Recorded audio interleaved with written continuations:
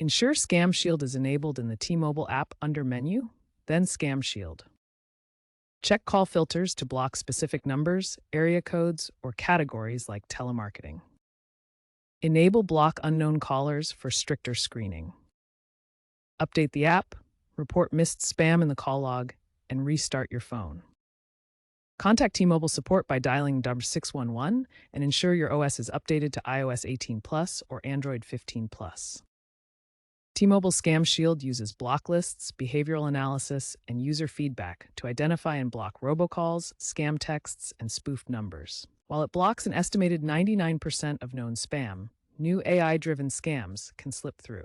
To optimize protection, regularly review and adjust your Scam Shield settings in the T-Mobile app. Be aware of the rise in AI-generated voice scams and report any missed spam calls to help improve the filter's accuracy. By staying vigilant and utilizing Scam Shield's features, you can significantly reduce spam and scam attempts.